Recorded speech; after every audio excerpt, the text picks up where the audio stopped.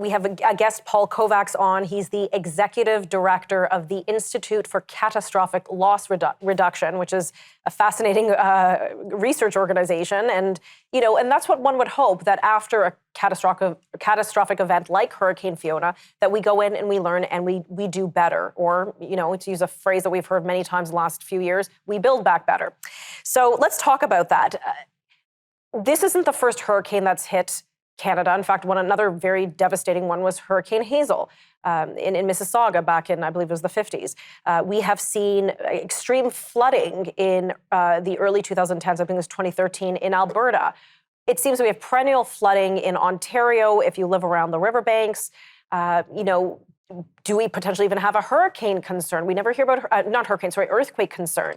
So I guess my first question will be, do we actually have a threat of an earthquake here in Canada? And B, are we learning actually from each of these disasters? What have we learned in the response of, the big ice storm that hit in the early 2000s in Quebec and Ontario?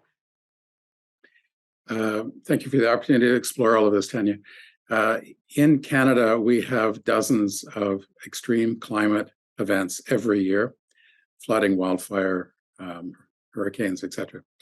It is rare to have a destructive tornado, but the analysis that we've completed shows that when that large earthquake comes again, that it will be of a scale much larger than anything we've experienced.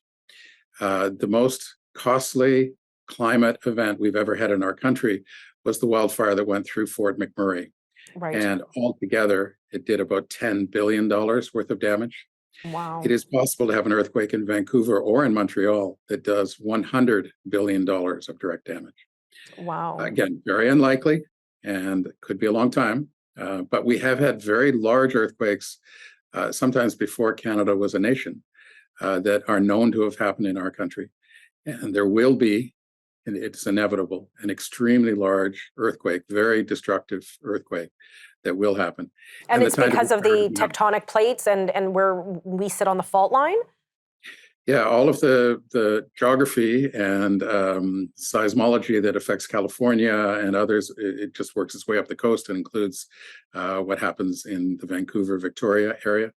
Montreal's a different kind of event, but there have, again, been large events in the eastern part of North America. And the time to prepare is now. My goodness. So maybe we should talk a little bit about that. How does one prepare? How does one prepare for an ice storm? How does one prepare for extreme flooding? How does one prepare for a potential earthquake that could hit, that could be utterly devastating? So preparation happens at several different levels. At the individual level, there's groups like the Institute for Catastrophic Loss Reduction. We have brochures that any homeowner can read. It'll allow you to walk around your home, ask you 10 pretty simple questions. And when you're done, you'll know whether you have prepared properly. You live in a house that is properly prepared. And so you can work yourself and relatively straightforward. You might need to bring in some assistance to complete improvements if they're required. But advice about how you personally can prepare are available from groups like ours. The scale of the really large events, we're the Institute for Catastrophic Loss Reduction, there will be a very big role of government. There's an expectation that society as a whole will need to come together and help. Preparing for the kinds of losses that will come from a catastrophic earthquake will require the local, provincial, but also the national governments to all cooperate. And those with that responsibility have started those dialogues. I mean, this is not something where we're doing nothing as a country. We are aware of what the risks are, and the process has started. But some of us are always suggesting ways that we can do even better. Okay. So on a practical level, what kind of tips? Like you always hear have, 3 days worth of food at home. And, if you live out in the country, you probably normally stock that because you don't want to be driving to the city all the time. But what if you're in the city? We only have about 45 seconds left before the commercial. We can continue on. But what practical tips can some of those living in an urban center do? For sure, all of us should have a kit ready. I keep mine at my front door. And so the government is saying in a bad circumstance, it might take up to 3 days to get help to you. So do you have food? Do you have all the proper papers copied?